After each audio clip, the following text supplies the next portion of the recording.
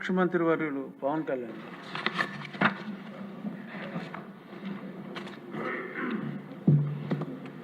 నమస్కారం అధ్యక్ష.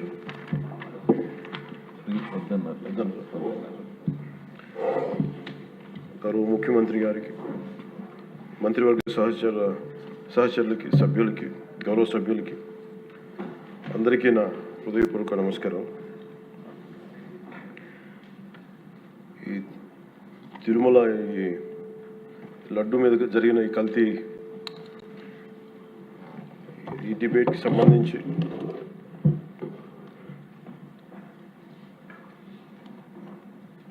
$68 లక్షల కిలోల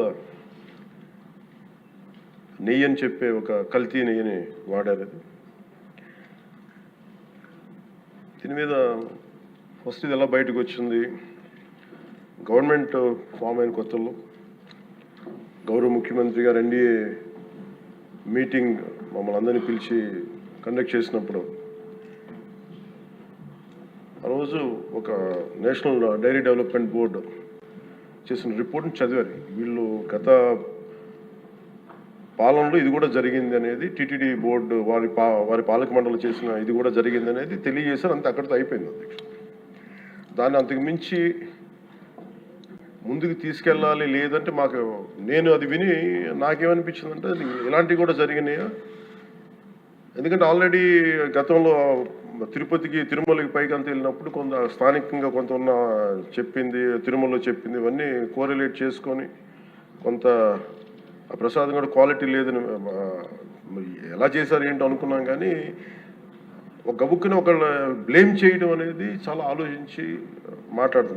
ముఖ్యంగా పబ్లిక్ లైఫ్లో ఉన్నాం కానీ బాధ్యతగా ఉన్నాయి మా పొజిషన్లో. అలాంటిది అసలు ఈ నెయ్యిలో కల్తీ జరగలేదు ఇవన్నీ వాళ్ళు మాట్లాడుతుంటే దాని మీద చాలా కంప్లీట్ వివరణ ఇవ్వాల్సిన అవసరం ఉంది అనిపించింది అధ్యక్ష. ముఖ్యంగా గత ప్రభుత్వ పాలనలో ఉన్నప్పుడు ఎక్కడా కూడా దేవాలయాల మీద దాడులు జరిగినా ఇంకోటి జరిగినా ఎక్కడా కూడా మేము దోషుల్ని పట్టుకోండి అని చెప్తా వచ్చాం తప్ప ఎక్కడా కూడా మీరు చేయించారని కానీ మీరు ఉన్నారని కానీ ఎక్కడ ఎందుకంటే తక్కువ అలా కూర్చోబెట్టి ఎలా పడితే అలా మాట్లాడటానికి బాధ్యత ఉంటాం కాబట్టి అలా మాట్లాడలేము. అలాగే ఇది కూడా గౌరవ ముఖ్యమంత్రి గారు రోజు ఎన్డీఏ సభలో చెప్పినప్పుడు మాకు కూడా ఏమనిపించిందంటే దీన్ని ఎలాగా అడ్రస్ చేయాలో నాకైతే ఇంటికి వెళ్ళాక నాకు అర్థం కాదు. ఇలాగ యానిమల్ ఫ్యాక్ట్ కూడా కలిసి ఇది ఎన్డీడీబీలో వచ్చింది అని నేషనల్ డైరీ డెవలప్మెంట్ బోర్డు దాంట్లో. సో ఇవన్నీ కూర్చోబెట్టి మాట్లాడుతున్నప్పుడు నేను తర్వాత మార్నింగ్ నేను ట్వీట్ చేశాను అధ్యక్ష. దాని మీద ఎందుకు ట్వీట్ చేయాల్సి వచ్చిందంటే వరుసగా నన్ను ట్యాగ్ చేస్తా చాలా మెసేజ్లు వస్తూ ఉన్నాయంట. నా ఆఫీస్ నుంచి అన్ని పంపించేటప్పటికి నేను చూసాను ఏం జరిగిందంటే మీరు ఎవరు మాట్లాడరేంటి, ఇలాంటి రిపోర్ట్ ఉన్నప్పుడు కూడా మీరు ఎవరు మాట్లాడరు ఏంటంటే అప్పుడు నా ఉద్దేశం ఏముందంటే దిగి ఈ దేవాలయాలు జరిగే ఇలాంటివన్నీ ఇవన్నీ కూర్చోబెట్టి దీనికి ఒక రక్షణ ఒక సనాతన ధర్మ రక్షణ బోర్డు లాంటివి ఉంటే బాగుంటుంది. ఎందుకంటే ఇలాంటి కూర్చోబెట్టి చాలా న్యూట్రల్గా చాలా ఆబ్జెక్టివ్గా చేయొచ్చు ఇవి అనే ఉద్దేశంతో నేను పెట్టాను అధ్యక్ష. నాకు గిల్ట్ ఎక్కడొచ్చిందంటే అరే ఇవన్నీ మనకి లాస్ట్ 2-3 ఇయర్స్ మా టెంపుల్ దగ్గర తిరుమలకి వెళ్ళినప్పుడు కూడా గౌరవ మంత్రివర్యులు మనోహర్ గారు మేము వెళ్ళినప్పుడు మా దృష్టికి చాలామంది తీసుకొచ్చారు అధ్యక్ష. మేమే 2-3 పర్యాలు మేమే మాట్లాడుకున్నాం. సో నాకు అవన్నీ గుర్తొచ్చి అరే మనకి తప్పు జరిగింది తెలిసి మనం దాన్ని సరిగ్గా తీసుకెళ్ళకపోయిన ఒక పశ్చాత్తాపంతో నేను ఒక దీక్ష చేశాను అధ్యక్ష. ఆ తర్వాత దాన్ని అందరూ అన్ని రకాలుగా తీసుకెళ్ళారు సార్, 3 పార్టీస్. అలాగే మాకు తర్వాత మొన్న గౌరవ ముఖ్యమంత్రి గారు మనకి కేశవ్ గారు మా క్యాబినెట్లో కూర్చున్నప్పుడు మా దృష్టికి తీసుకొచ్చింది అసలు ఈ నెయ్యిలో నెయ్యే లేదనేది చాలా స్పష్టంగా తెలియదు. మాకేమనిపించిందంటే ఏదైనా సరే innovation is very important in life. Innovation లేకపోతే ఈ పాటికి ఒక్కొక్కరు ఒక్కొక్కలా ఇన్నోవేట్ చేస్తారు. బట్ ఈ పర్టికులర్ ఈ గత ప్రభుత్వంలో ఉన్న వ్యక్తులు వీళ్ళు అరాచకంలో ఇన్నోవేషన్ చేశారు. వీళ్ళు కల్తీలు కూడా అంటే మామూలుగా ఒక నెయ్యి కావాలంటే పాలలో నుంచే కాకుండా రసాయనాల నుంచి కూడా తీయచ్చు, మిగతా వాటి నుంచి కూడా తీయచ్చు అని చేసి చూపించారు. దానికి సంబంధించిన కంప్లీట్ ఈ సిబిఐకి మన ఆ రిపోర్ట్ ఇచ్చినప్పుడు ఎక్కడా కూడా నెయ్యి లేకుండా వీళ్ళు నెయ్యి తయారు చేశారని చాలా స్పష్టంగా తెలియజేశారు. ఇప్పుడు మనం ఏం మాట్లాడుతున్నాం వీళ్ళందరితో అంటే ఎక్కడా కూడా ఈ సభ సాక్షిగా చెప్తున్నాను, ఇది ప్రజలకు కూడా తెలియాలి, ఎక్కడా కూడా గత ప్రభుత్వం తాలూకు హెడ్ చేసిన వ్యక్తి చేశారని ఎక్కడ కూడా నేను ప్రత్యేకించి మాట్లాడాలి. నేనేం చెప్తాను, టీటీడీ పాలక మండలి బాధ్యత ఇది.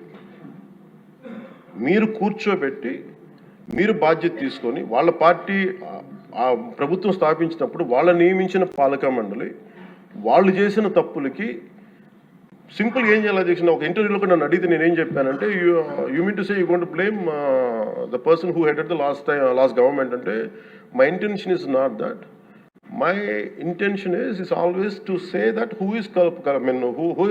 Did this, who are the perpetrators. A perpetrators is more or less they are the TTD board. Let them be accountable for that. ఎక్కడ కూడా నేను ఈ వ్యక్తి గురించి మేము మాట్లాడలేదు, ఎందుకంటే డైరెక్ట్గా ఇన్వాల్వ్మెంట్ ఉందని మనం చెప్పట్లేదు. అది ఎందుకంటే వాళ్ళు నియమించిన బోర్డు ఇది. కానీ వాళ్ళు ఏం చేస్తున్నారు, అక్కడ కూర్చోబెట్టి ఎక్కడా కూడా సింపుల్ ఏం చేయాలి దీక్ష, నిజంగా నేనేం చెప్పాను ఆ ఇంటర్వ్యూలో కూడా, ఆయనే తప్పు, నాకు సంబంధం లేదు, మేము పలానా టీటీడీ బోర్డు చేసింది ఇది, ఆ టీటీడీ బోర్డు మీద మీరు నిష్పక్షపాతంగా ఒక కమిటీ వేయండి, ఆ దోషులు శిక్ష పడేలా చేయండి, వాట్ ఎవర్ దాని అవుట్కమ్ ఏముంటుందో దాన్ని బయట పెట్టండి, ఇంత సింపుల్గా తేల్చేయచ్చు. వాళ్ళు వెనకెందుకు వేసుకొస్తున్నారు నాకు ఈ రోజుకి నాకు అర్థం కాదు. ఈ రోజుకి వెనకేసుకు రావాల్సిన అవసరం లేదు. వెరీ క్లియర్ కట్ రిపోర్ట్ ఇచ్చింది. ఇందులో కంప్లీట్గా అసలు నెయ్యి లేకుండా వీళ్ళు నెయ్యి తయారు చేశారు కనుక రసాయనాలతోటి పామ్ ఆయిల్ తోటి వీటన్నిటితో బేస్ చేసుకొని నెయ్యి లేకుండా నెయ్యి తయారు చేశారు. It's very clear cut, it's evident. ఇప్పుడు ఎందుకు ఇంత డిస్కషన్ అవుతుంది అధ్యక్ష, మనందరం కూర్చోబెట్టి ఇంత సభా సమయాన్ని ప్రజలకు ఇవ్వాల్సింది కేవలం తిరుపతి లడ్డు గురించి ఎందుకు మాట్లాడాల్సి వస్తుందంటే, వాళ్ళు నిజంగా కనుక ఉప్పేసుకుని ఉంటే కల్తీ జరిగింది, దానికి తగ్గ లా ఏం కోర్స్ యాక్షన్ ఏం తీసుకోవాలో తీసేసుకుని అయిపోతుంటే దానికి ఎవరైతే పర్పెట్రేటర్స్ ఉన్నారో వాళ్ళకి ఆ శిక్షగా వెళ్ళిపోతారు. అలా కాకుండా అసలు ఆ నెయ్యిలో కల్తీ లేదు, యానిమల్ ఫ్యాట్ లేదు, రిపోర్ట్ ఇచ్చిన తర్వాత ఇవన్నీ. అందుకని ఈ సభ ఈరోజు ఇంతమంది మాట్లాడాల్సి వస్తుంది అధ్యక్ష. మాకు ఏమనిపించిందంటే అధ్యక్ష, దీన్ని క్యాబినెట్ మీటింగ్లో మా దృష్టికి తీసుకొచ్చింది మీకు తెలియజేస్తున్నాను మీ ద్వారా ప్రజలకి. సిబిఐ నేతృత్వంలోని ఈ స్పెషల్ ఇన్వెస్టిగేషన్ టీం ఆ నెయ్యి తయారీకి 1 లీటర్ పాలు కూడా వినియోగించలేదని చెప్పి చాలా ఖచ్చితంగా తేల్చింది. ఆ పామాయిల్లో రసాయనాలు కలిపి తయారు చేసినట్టు చెప్పింది. ఆ ఇతర రసాయనాలు ఏ మూలకాల నుంచి తయారయ్యాయో నిర్ధారణ చేసే సాంకేతికత, దానికి సంబంధించిన టెక్నాలజీ ఆ పర్టికులర్ మా వద్ద లేదనేది ఆ సిట్ తేల్చేసింది. ఈ కేసులో 36 మందిని నిందితులుగా తేల్చింది. శ్రీవారి ప్రసాదాన్ని అపవిత్రం చేసేందుకు ఒక ప్రణాళిక, ఒక ప్లాన్ ప్రకారం కుట్ర జరిగిందన్నట్టు సిట్ తెలియజేసింది.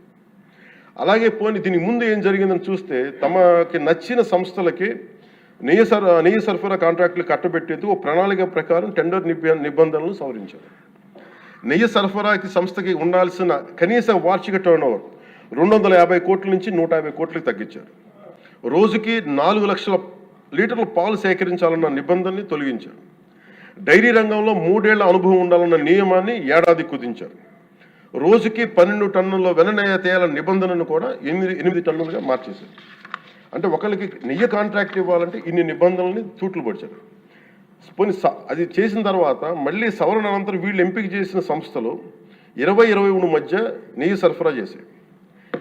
నెయ్యి సరఫరా చేసిన సంస్థకు అందుకు కావాల్సిన కనీస అర్హతలు లేవని సిట్ ఛార్జ్ షీట్లో ఉంది అధ్యక్షుడు.